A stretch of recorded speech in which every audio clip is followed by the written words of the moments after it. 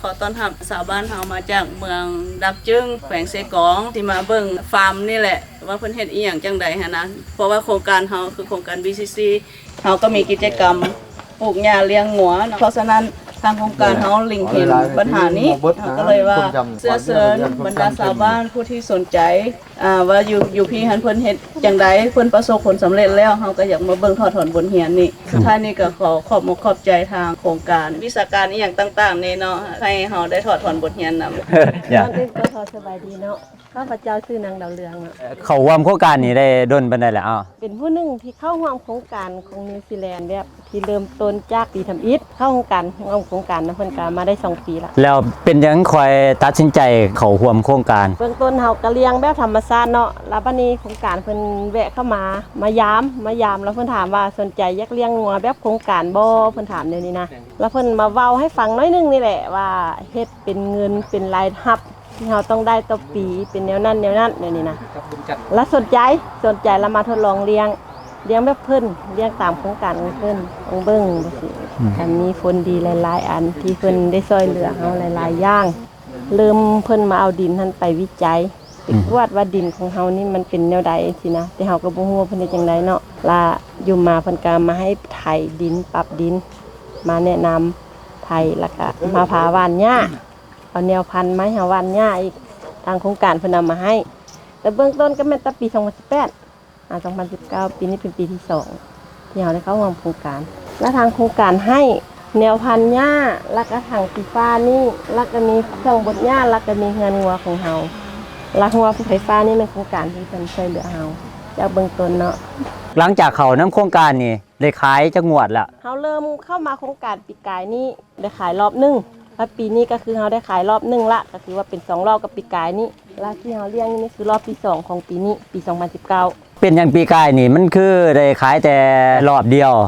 ก็แบบว่าทดลองเลี้ยงแบบธรรมชาติแน่เลี้ยงธรรมชาติหลายส่วนหลายแล้วก็แบบยากอ่ะเกี่ยวให้กินแต่ก็บ่เคยเนาะบ่อยากเฮ็ดแด้ล่ะมาเกี่ยวให้กินการทดลองไปได้กินหญ้าธรรมชาติกับกินหญ้าที่เพิ่นให้อาหารเสริมมันสิเป็นแนวใดความแตกต่างที่กินหญ้าธรรมชาติก็คือว่า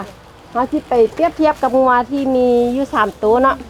แล้วขังไว้คอกเดียวกันขังไว้คอกเดียวกันหั่นตัวนึงค่อยกินเก่งค่อยแพ้หมู่ค่อยได้กินหลายน้ำหนักก็ขึ้น5 โลภายใน2 เดือนตัวที่2มาน้ำหนักก็สิอยู่ปกติค่อยได้กินแด่บ่ได้กินแด่แล้วตัวที่3นี่ค่อยยานเจ้าก็บ่ได้กินน้ำหนักค่อยหลุดลง2 โลหลังจากเลี้ยงแบบให้อาหารแบบพวกเฮาให้เอาอาหารให้กินมันขึ้นหลายปานใดหลังจากนั้นระยะ2 เดือนผ่านมาแล้วก็มาเพิ่มเข้ามาอีก2 เดือนมาเพิ่มเข้าอีก2 เดือนแล้วงัว3 ตัวหั่นแล้วเฮาก็มาเลี้ยงแบบคือเก่าของมันเนาะแต่เพิ่นให้อาหารขุนให้อาหารที่แบบเสริมให้มันใหญ่ไว้นะหญ้า2 เดือนมันสิขึ้นตัวนึงได้40 โลได้ยินบ่ปกติถ้าเลี้ยงให้หญ้าธรรมดาตัดให้กินธรรมดานี่ตัวนึงมันสิขึ้นอยู่5 กิโลตัวนึงบ่ขึ้นเลยตัวนึงติดลบเนื่องจากว่าตัวเก่งได้กินหลายกว่าตัวบ่เก่งบ่ได้กินเลยเพราะฉะนั้นความแตกต่างมันก็ข้อดีมันต่างกันข้อเสียมันต่างกันแล้วถ้าสมมุติว่าเฮาให้อาหารให้แต่หญ้าอย่างเดียวนี่มันบ่พอความต้องการของมันเพราะฉะนั้นเฮาก็เฮ็ดอาหารขึ้นมาอีกตัวนึงเสริมเข้าไป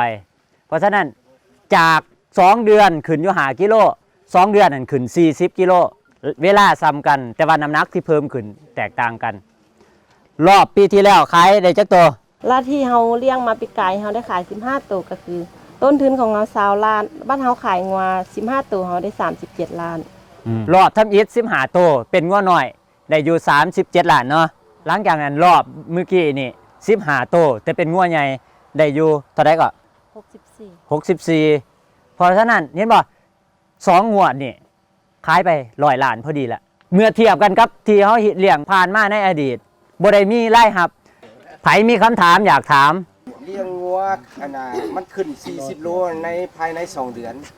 อยากให้ว่าจริงๆว่าเฉลี่ยแล้วก็สิเป็นเดือนนึง20 กิโลได้บ่โดยประมาณเดือนละ20 กิโลโดยอายุงัวก่อนสิคุณนี่มันจักเดือนจักปีจังคุณได้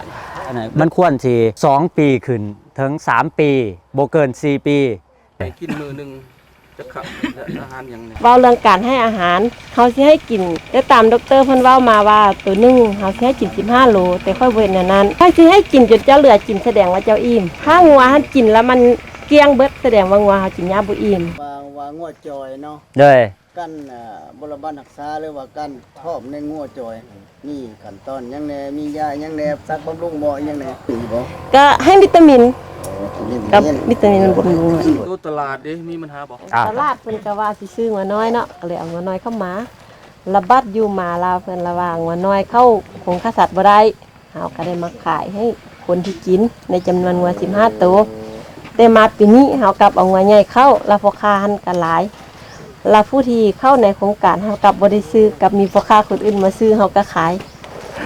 หมายความว่าตอนทะเอ็ดนี่ปัญหาเรื่องการตลาดคนของเฮาทั่วไปนี่เฮาสิคิดว่าคือก่อนที่เฮาสิเฮ็ดหยังนี่เฮาบอกว่าตลาดอยู่ไสเฮ็ดจังใดเฮาสิไปถึงตอนทะเอ็ดเฮายากลำบากแห้งตลาดนี่ก็คือสิขายให้พ่อค้าคนกลางก็บอกว่าน้ำหนักมันบ่ได้เฮาขายออกจากนี่ไปปุ๊บเฮาไปกับพ่อค้าคนกลางได้ไปฮอดโรงงานขาว่ามันได้สินเท่าไหร่หลังจากนั้นเขาขาดทุนหรือเขาได้กำไรส่ำไหนถ้าเขาขาดทุนปุ๊บ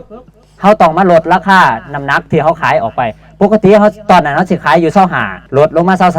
23ปัจจุบันนี่เหลืออยู่22เนื่องจากว่าเขาซื้อไปปุ๊บเขาขาดทุนเขาสิบ่ซื้อน้ำเขาอีก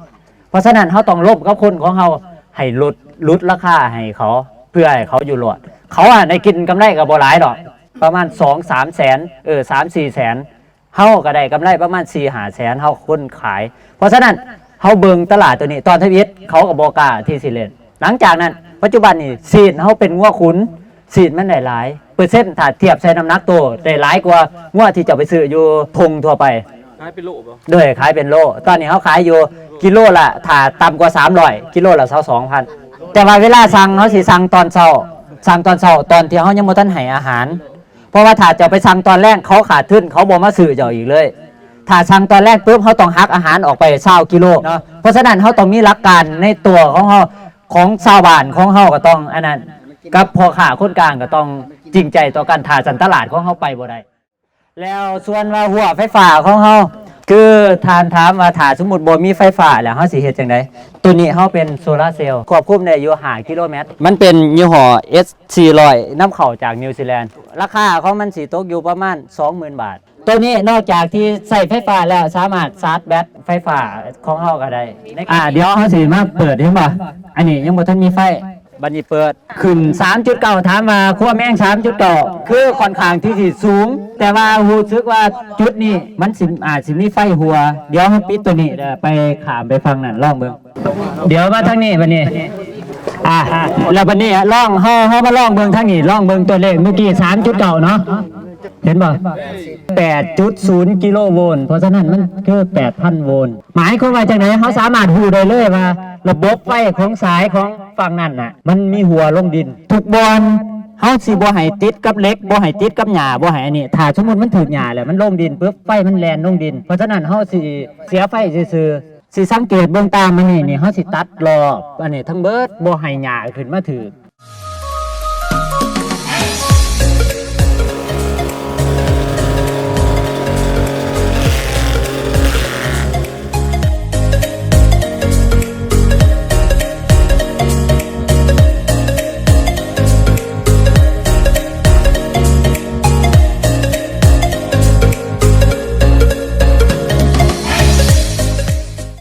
ที่เขาบอกไปเมื่อกี้เนี่ยอันนี้เขาสิบอลงเลิกปานใดเนื่องจากว่าถ้าสนใจอันนั้นคอยเฮียนหูอีกเทื่อนึงเนื่องจากว่ายังเขายังบ่ทันหูเลยเนาะสีบอกง่ายๆคือเวลาเขาได้หญ้าช่วงหญ้าที่เขาหลายๆเนี่ยเขาสิเฮ็ดจังได๋พอกินช่วงฤดูแล้งเขาต้องได้เก็บแล้วเขาสิเก็บจังได๋มี2วิธีเก็บหญ้า1เฮ็ดหญ้าแห้ง2เฮ็ดหญ้ามักไว้ตัวนี้วิธีการเฮ็ดหญ้ามักของเฮาเฮ็ดจังได๋ทางหัวหน้าถามว่าแล้วการเฮ็ดหญ้ามักของเฮานี่ต้องเฮ็ดจังได๋ใส่หยังแหน่เฮาบ่ใส่หยังเลยใส่แต่ถุงกับใส่แต่ถังซื่อๆถามว่าเป็นหยังเพราะว่าเป้าหมายของเฮาคือเก็บไว้ให้กินแล้วดูแลเฉยๆบ่ต้องการยกระดับคุณภาพของหญ้าเนื่องจากว่าหญ้าคุณภาพดีอยู่แล้วก็คือตัดมาจือไว้1 2 3 4 4ขั้นตอนจือไว้ตัดมาหลังจากตัดแล้วเฮ็ดจังได๋บดแบบเมื่อกี้บดให้มันมุนแบบนี้หลังจากนั้นเหยียบไล่อากาศออกให้เบิดหลังจากนั้นปิดบ่ให้อากาศเข้าเท่านั้นปาไว้จบเลยเด้อ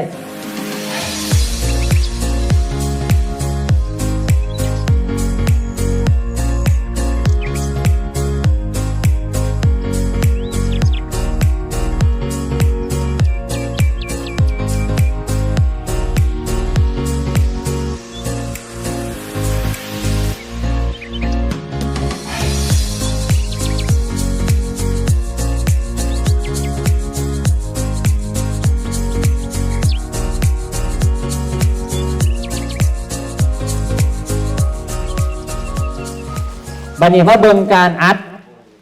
เนี่ยอัดแบบนี้เบิ่งเด้อน้ำหนักของมันเบิ่ง2ถุงเนี่ยถุงนี้กับถุงนี้ลองยกเบิ่ง2ถุงเนี่ยถุงนี้ยกถุงนี้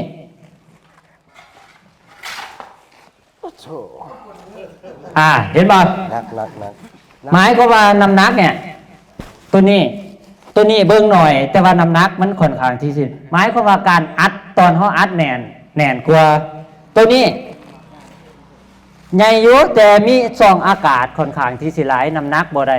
เวลาเปิดมีโอกาสที่สิเน่าหลายกว่าหลังจากนั้นเปิดเบิ่งข้างในเอาเปิดลงไป หลายสั่นเนาะ อันนี้ปกติเขาใส่2 สั่นนั่นแหละเปิดเห็นบ่ตัวนั้นมีอากาศเห็นบ่เปิดลงไปให้เพิ่นเห็นน้ำแน่เห็นบ่สีของมันเปิดตัวนั้นเบิ่งตัวนี้สีเป็นลองดมเบิ่ง บ่ลมกระหู บ่ฮู้และสีมันซื่อ ตัวนี้สีเหม็น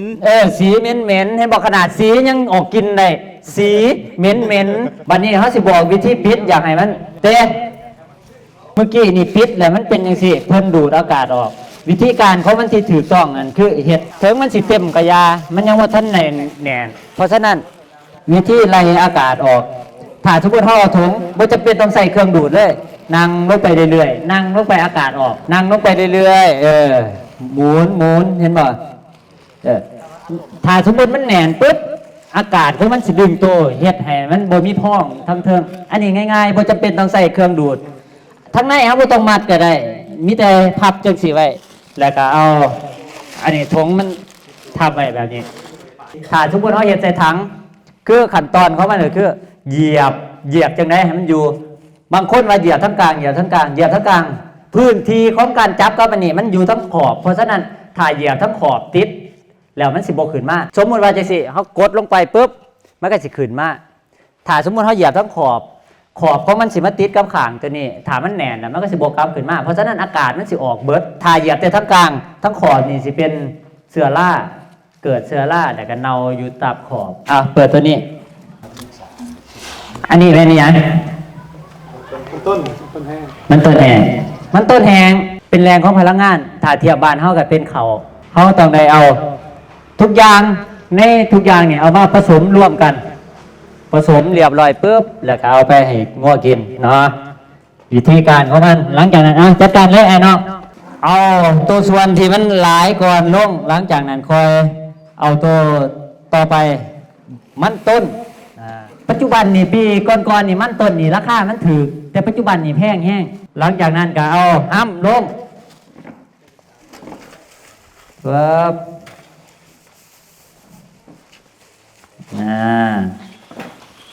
ส่วนยูเรีย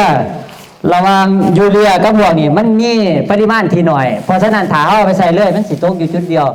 ให้ผสมร่วมกันก่อนคอยไปใส่น้ำหลังเนาะเด็กก็เอาอันนี้ถอกใส่นี่เลยก็ได้ใส่นี่ก็ได้เทนั่นออกมา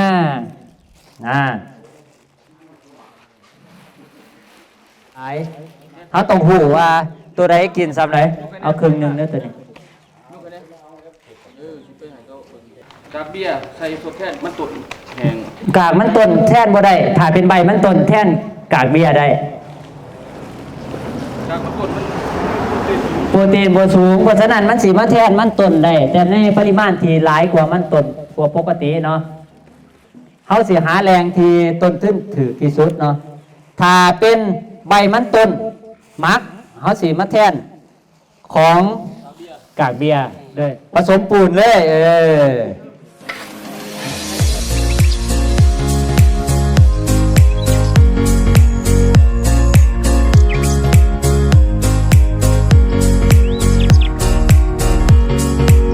เรียบร้อยแล้วนั่นว่าเนี่ย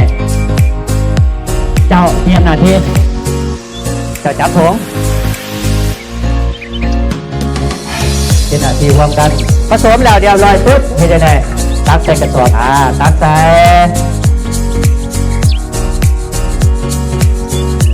ยามักผสมให้กินก็ได้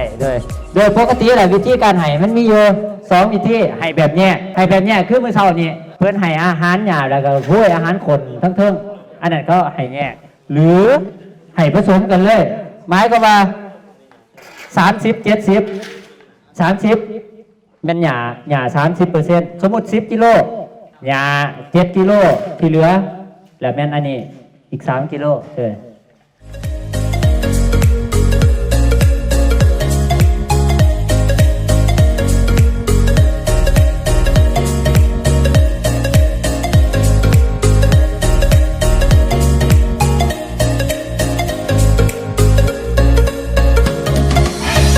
เป็นเฮ็ดปีครอบครัวผ่านมาปีกายนี้นะครับประสบผลสำเร็จ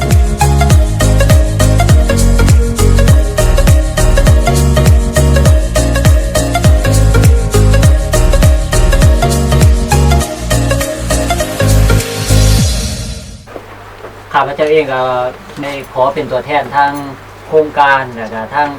พนักงานของพวกเฮาขอฟังคำเห็นจากทางบ้านก่อนเนาะเดี๋ยวทางจากนครเมืองเลยครับแขวงเป็นผู้ติดสุดท้ายเนาะเลย แต่ข้าพเจ้าขอเล่าขึ้นบทเรียนที่ถอดทอนมาได้ แตกต่างหลายเติบเนาะในการเลี้ยงคือบ้านของข้าพเจ้าเลี้ยง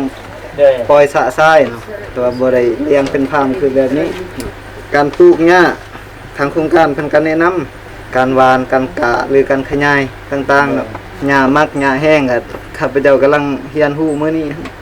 เนาะพันมาก็ได้เรียนรู้เฉพาะการปลูกหญ้าเนาะการกะหรือการบำบัดรักษาอยากให้ทางคันเทิงเพิ่นช่วยเหลือหนึ่งการจัดสรรสองมาแหละ